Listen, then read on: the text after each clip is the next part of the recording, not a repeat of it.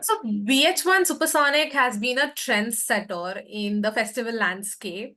So can you share some of the innovative strategies and the creative process that has propelled the festival to the forefront of the industry and that's making it a stand out from other music festivals? So when we started VH1 Supersonic back in the day in Goa, right? At that point of time, the music trend with the consumers was EDM, and to a certain extent, techno. And as the years went by, we saw that the trend in music, especially from a consumer taste preference, was evolving significantly and going across many genres of music. And especially with streaming channels and streaming audio coming into play in such a large way, the music part started exploding, right? So you had consumers listening to all types of music. So as VH1 Supersonic, we said, okay, if that's what's happening, and we should be the first movers in creating the space for our consumers to enjoy. We started evolving the music trend beyond EDM and techno music. So we moved into a multi-genre music festival, and we started doing all different kinds of genres.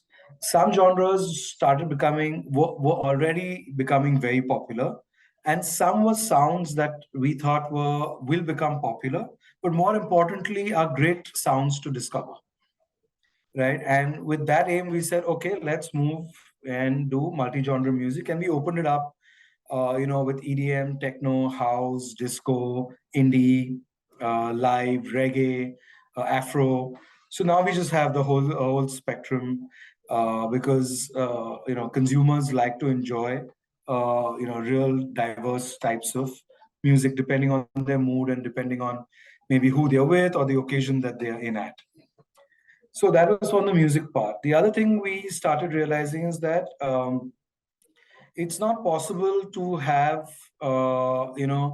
artists come in where everyone likes every artist, right?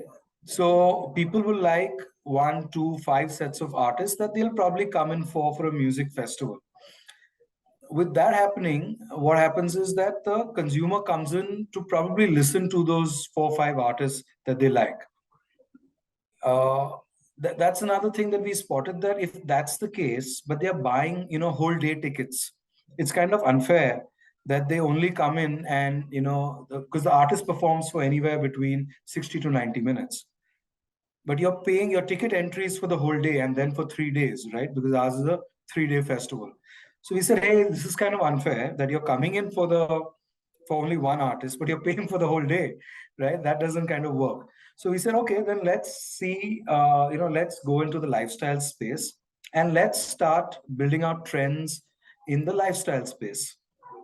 So that's when we started introducing, well curated F&B. We started curating fashion, and we started curating art, right? This all came from the consumer's requirement and saying the same consumer who's attending our festival is a great connoisseur of art, follows street fashion, right? As that progressed, we obviously have the boom of the social media that's happening. And we said, okay, now this is the next trend that we need to play in terms with. So we started booking artists, and also across our fashion and lifestyle experience, we started getting those designers, those artists, those artworks that are popping on social media from a entire consumer point of view. So we said, okay, so this is a music festival and a lifestyle festival, and all this must be put together to give a great experience for 3 days and not for 2 hours when you pay for 3 days. So yeah, that's how we've kind of grown. Got it. And if you can share more, what are the bold choices that you have made? Because it's the ninth, there have been 9 editions of VH1 Supersonic now. So what bold additions or bold choices that you have made that made VH1 Supersonic's identity contribute to the overall success? So I think some of the bold choices have been, one has been clearly in discovery of sounds, right? So, there are a lot of artists. There are two types of artists. One is an upcoming artist, right, in a particular genre of music that is anyways doing well, right? So that's an opportunity we've given to all a whole bunch of new artists. The other is sounds that we believe, we want our consumers to hear, and they have not discovered or they have not heard of, which we feel the consumers will enjoy. Now, those sounds may be popular in a particular country outside of India, but nobody knows about them. And we've taken those bold steps to bring those artists in. And that has really worked because people have enjoyed the music. And the same thing on the experiences space, right? We've kind of made sure that we have great interactive, engaging, Instagrammable kind of experiences that we put out there for the Gen Z and millennial crowd that comes in, which we've not seen in other shows and events. Got it. Got it. So, how are you creating a diverse, inclusive community? Like you said, you have included the Gen Zs and the millennials. So, how has Supersonic successfully cultivated such a diverse audience? And what are the steps that the festival has taken to ensure that the environment welcomes from all walks of lives? So, okay, so one is again, the multi-genre aspect of the music and the lifestyle. Today, a person who loves street fashion and is looking at the new trends in street fashion comes to the festival, and that person enjoys music, right? And reverse for the person who comes in for the music and still enjoys the fashion and the experience. So what we've done is we've actually created mini festivals within Supersonic, right? So we like to call it internally, at least, a festival, mini festivals within a festival, right? And I think by doing that, we open the doors to people across, people who enjoy a great food experience or a great beverage experience, people who enjoy a great fashion, art, or a multi-diverse music experience. In terms of making sure that everyone has access and everyone's secure at our festival, we see a large a women turnout at our festival. We have, our security is top notch, right? And actually, over the years, we've seen, there are as many women as men that come out, and because there are so many repeat consumers coming back, they know the vibe of the festival, right? So, in fact, today, whether it's men or women, they know this is a safe place to be because we've never had any untoward incidents at this festival, right? So, and our security and the way we go about making sure that it's not overcrowded, the lines are easy, the access to whether it is the F&B areas or it is the washrooms, etc., is absolutely clear, well defined, etc. Sorry, just give me 1 second.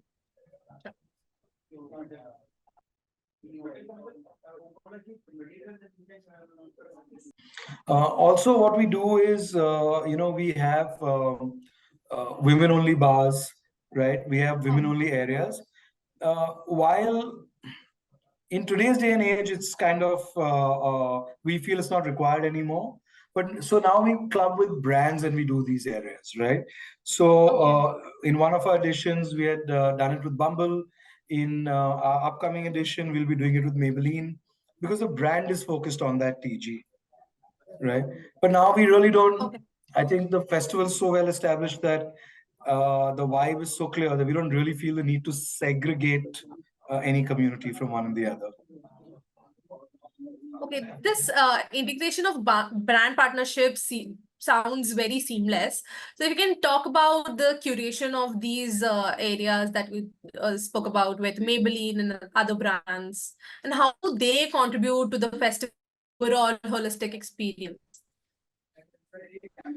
Okay, so when any of the brands, whether it is Budweiser or Nexa or Maybelline and now Jose, when they tie up with us, during the process of tying up, we are talking more about how the brand and the target of the brand's positioning and ethos gets uh, gets converted and sees light of day at the festival, right?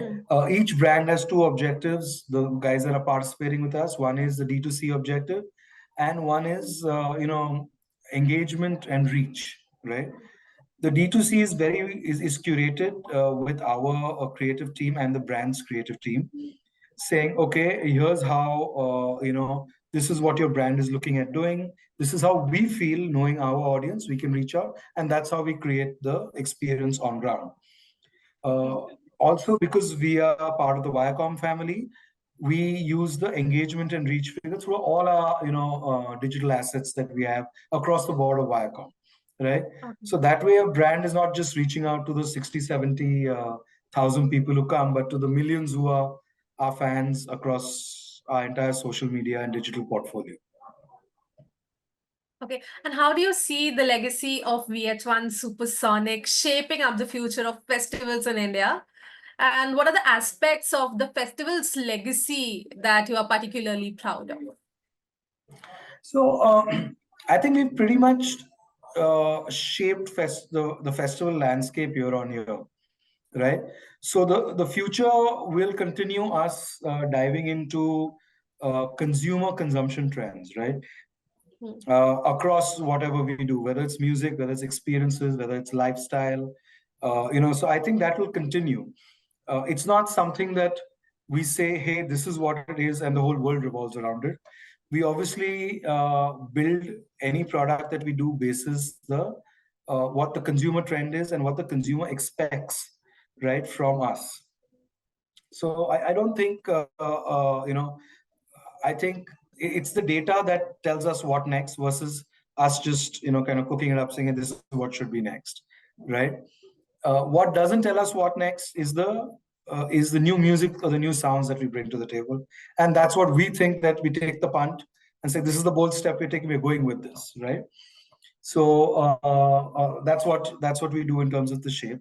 In terms of legacy, I feel again, being part of the Viacom family, we've really built Supersonic as I don't want to say household because it just sounds too this thing, but let's say a Gen Z millennial name, right? Because the Gen Z is a term that's come in the last few years. Before they were called millennials, and now the Gen Z of those years are millennials, and there's a new Gen Z coming in.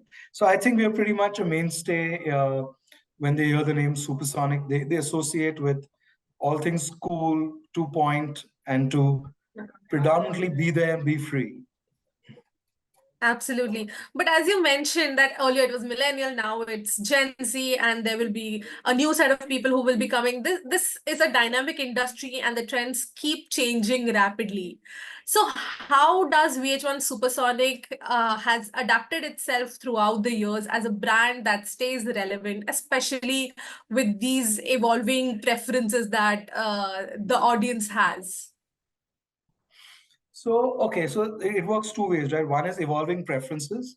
And let's just say 50% of the audience is evolving preferences, 50% is likes the existing preferences, right? So, like I said, it is our consumers that come, and the ongoing conversations that we have with our consumers through the year that tells us what is evolving in terms of preferences, right? And once we know that, that's when we shape what we need to do on the next upcoming festival. Got it. And last but not the least, I would like to know from you the future ambitions that you have for VH1 Supersonic, and how does the festival plan continue to evolve and push boundaries in the coming years? So, I mean, we want to continuously grow this festival, right? However, we feel it's important to have one spot where the festival happens, right? And that is Pune for us, right? But we definitely want to add more and more extensions to the brand Supersonic. Last year, we added an extension called the Supersonic Main Stage, right? Last year we introduced an extension to Supersonic called the Supersonic Main Stage. We also have a bunch of extensions that we have been doing. from club nights to takeovers to arcades, which will continue to happen. And we are looking at maybe creating one more extension, too early to say, but something exciting in the house and techno space, which we kind of experimented with last year. We're redefining the model at the festival this year. If the consumers like it, we will definitely take it out in a big way in the coming financial year. All right. That was all with my questions. Thank you. Thank you so much. Thank you, Nehal.